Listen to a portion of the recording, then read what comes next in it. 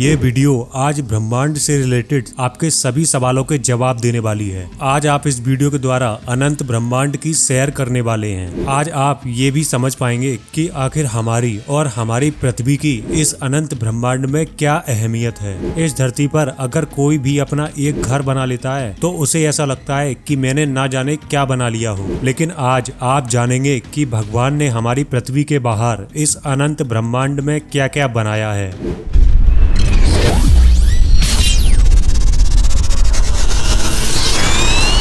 जब ब्रह्मांड की बात हो रही है तो हम आपको सीधे लेकर चलते हैं पृथ्वी से बाहर मून, यानी हमारी पृथ्वी का एक नेचुरल सैटेलाइट जिसे चांद कहते हैं। चांद हमारी पृथ्वी से 4 गुना छोटा है, जो कि हमारी पृथ्वी से 3,84,000 किलोमीटर दूर है। लेकिन हमारे चांद से भी छोटा प्लूटो और सेरस है। इसके बाद हमारे मून से भी बड़ा मरकरी है, जिसे बुध ग्रह भी बोलते हैं। ये हमारी पृथ्वी से 190.94 मिलियन किलोमीटर दूर है। इसके बाद आता है जेनीमेड। इसे जुपिटर का चांद माना गया है। जेनीमेड से भी बड़ा है मार्स, यानी मंगल ग्रह। मार्स हमारी अर्थ से 341.96 मिलियन किलोमीटर दूर है। और मार्स से भी बड़ा प्लेनेट वीनस, यानी शुक्र ग्रह। ये हमारी अर्थ से 62.47 मिलियन किलोमीटर दूर है।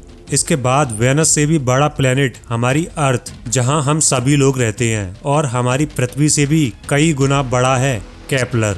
इसे one of the largest planet भी कहते हैं। लेकिन इससे भी बड़ा प्लैनेट है नेपच्यून, जिसे वरुण ग्रह भी बोलते हैं। लेकिन इससे भी बड़ा यूरेनस है, इसे अरुण ग्रह भी बोलते हैं। इसके बाद कई गुना बड़ा प्लैनेट सैटर्न, यानी शनि ग्रह है, जो काफ़ी ज़्यादा बड़ा है। लेकिन इससे भी बड़ा रेड डॉट। वैसे ये कोई प्लैनेट नहीं है, ये सिर्फ एक स्टार है, जो कि हमारे गैलेक्सी में सबसे छोटा स्टार है। लेकिन इससे भी बड़ा है जुपिटर, जिसे बृहस्पति ग्रह भी बोलते हैं। ये पूरा प्लेनेट कई तरह की जहरीली गैसों से भरा हुआ है। इसके बाद आता है एक प्लेनेट जो कि अभी दिखाए गए सभी प्लेनेट से सैकड़ों गुना बड़ा है। इसे HD 100546b का नाम दिया गया है। फिर आता है हमारा सन, यानी सूरज, जो कि इन सभी प्लेनेट से काफ़ी ज़्यादा बड़ा है। लेकिन हमारा सूरज तो कुछ भी नहीं है। इससे भी बड़ा है साइरस A। इसके बाद बात करें तो इससे भी बड़ा है पोलुक्स। इसे ऑरेंज जेंट भी बोलते हैं। ये इतना बड़ा है कि इसमें लगभग 1000 से भी ज़्यादा पृथ्वी समा सकती हैं। लेकिन इतना ही नहीं, इससे भी बड़ा है आर्कटरस, जो कि पोलक्स से भी कई गुना बड़ा है। आप जितने भी आग की तरह जलने वाले गोले देख रहे हैं, ये कोई प्लेनेट नहीं है, ये सिर्फ स्टार्स, यानी सितारे हैं। आर्कटरस स्टार से भी बड़ा है एल्डेबेनन। लेकिन इससे भी बड़ा स्टार है रिजल, जिसे ब्लू सुपर जेंट भी कहते हैं। इससे भी कई गुना बड़ा है पिस्टल स्टार। इसे ब्लू हाइपर जेंट भी कहते हैं। लेकिन इससे भी बड़ा है एंटरिस, और इससे भी बड़ा है बेटलगस, और फिर इससे भी बड़ा है VY कैनिस मेजोरिस। लेकिन इससे भी बड़ा है UY स्क्यूटी। ये सभी स्टार्स हमारी पृथ्वी ग्रह से इतने बड़े हैं कि इनमें हमारी पृथ्वी जैसे लाखों प्लैनेट्स समा सकते हैं। लेकिन अभी सफ़र खत्म नहीं हुआ। अब शुरू होता है अनंत ब्रह्मांड का सफ़र। अब इस तारे से बाहर इस ब्रह्मांड की तरफ चलते हैं। आखिर क्या है ये ब्रह्मांड, और इस विशाल ब्रह्मांड में हम इंसान की क्या औकात है और क्या वजूद है। अब जो आप दृश्य देख रहे हैं, ये इस अनंत ब्रह्मांड के अरबों खरबों सितारे हैं। लेकिन इन्हें गिना जाना पॉसिबल नहीं है। ये हमारा विशाल गैलेक्सी है। यहाँ पर लाखों करोड़ों और अरबों खरबों सितारे होते हैं, और यही अरबों खरबों सितारों से मिलकर बनती है एक गैलेक्सी, जो कि है हमारी आकाश गंगा।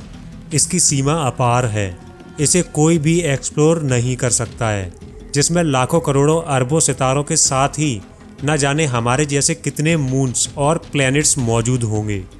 बस इसे ही बोलते हैं मिल्की वे गैलेक्सी। मिल्की वे गैलेक्सी के अपोजिट, या यूँ कहें कि इसकी तरह कई सारी दिखने वाली गैलेक्सी और भी मौजूद हैं, और ना जाने कितने इनके जैसे गैलेक्सीज आकाशगंगा में मौजूद होंगे, जिनकी कोई सीमा ही नहीं है। ये अलग अलग गैलेक्सी भी लाखों करोड़ों अरबों और खरबों की संख्या में मौजूद हैं।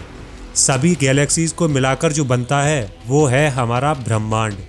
इन सभी मंडलों को मिलाकर बनता है हमारा ब्रह्मांड, जिसमें हमारे जैसे अरबों गैलेक्सी हैं। बस यही है हमारा ब्रह्मांड। इन अरबों खरबों गैलेक्सीज को मिलाकर ही बनता है यूनिवर्स। और इतना ही नहीं, इस यूनिवर्स से बाहर जाएंगे तो इस जैसे लाखों करोड़ों यूनिवर्स को मिलाकर बनता है मल्टीपल यूनिवर्स, जिसे मल्टीवर्स भी कहा जाता है। लेकिन क्या पता कि इस मल्टीवर्स के बाहर भी कोई सुपर मल्टीवर्स हो, जिसमें ना जाने कितनी गैलेक्सीज हों और ना जाने कितने यूनिवर्स हों और ना जाने कितने मल्टीवर्स मौजूद हों। ये है हमारा ब्रह्मांड। इसलिए इस ब्रह्मांड को अनंत ब्रह्मांड कहा जाता है। हमारी पृथ्वी की फिजिक्स के लॉ, यूनिवर्स को तो छोड़िए, सिर्फ हमारी अर्थ के बाहर ही फिजिक्स के सभी नियम फेल हो जाते हैं। इस ब्रह्मांड से ही शुरुआत होती है फिजिक्स के एक नई ब्रांच की, जिसे कहते हैं क्वांटम फिजिक्स। इसके नियम इस अनंत ब्रह्मांड को फॉलो करते हैं। वैसे क्वांटम फिजिक्स को समझना इतना आसान नहीं है। इसके अलग ही नियम होते हैं जो कि एक आम इंसान के समझ से काफ़ी परे है। क्या कभी आपने सोचा है ब्रह्मांड में ये सब कहाँ से आया होगा? आखिर ये सब कैसे या किसने बनाया होगा? इतना बड़ा स्पेस कैसे चल रहा है, या फिर इसे कौन चलाता है? हमेशा सभी के मन में ये सवाल कभी ना कभी जरूर आता है। क्या इस अनंत ब्रह्मांड में हमारे अलावा कोई और भी मौजूद है? अगर है तो वो किस यूनिवर्स में है, या फिर किस गैलेक्सी में है, या फिर किस प्लेनेट पर है? लेकिन सच तो ये है कि इस बात का जवाब अभी तक साइंस के पास भी नहीं है। साइंस क्या है? साइंस सिर्फ एक अनुमान है। साइंस सिर्फ एक सोच है, क्योंकि साइंस खुद में श्योर नहीं होती है। इसलिए साइंस भी आज तक इस सवाल का जवाब नहीं ढूंढ पाया है कि इस विशाल ब्रह्मांड में किस प्लेनेट पर हमारी तरह जीवन मौजूद है। बस इसीलिए कहा जाता है कि इस अनंत ब्रह्मांड को भगवान ने बनाया है, और इस ब्रह्मांड में मौजूद हर एक पार्टिकल्स भगवान की मर्जी से चलता है। हमारी पृथ्वी पर चाहे कितने भी अलग अलग मजहब मानने वाले लोग रहते हों, लेकिन हमारी पृथ्वी के बाहर सिर्फ एक ही भगवान है जो कि इस ब्रह्मांड को चला रहा है, जिसके बारे में हम सभी लोग सिर्फ अनुमान लगा सकते हैं या फिर सोच सकते हैं। बस इस विशाल ब्रह्मांड का यही सफर है। आज की वीडियो में बस इतना ही। अगर वीडियो पसंद आया हो तो वीडियो को लाइक एंड चैनल को सब्सक्राइब जरूर कर लें, और साथ ही बेल आइकन भी प्रेस जरूर करें।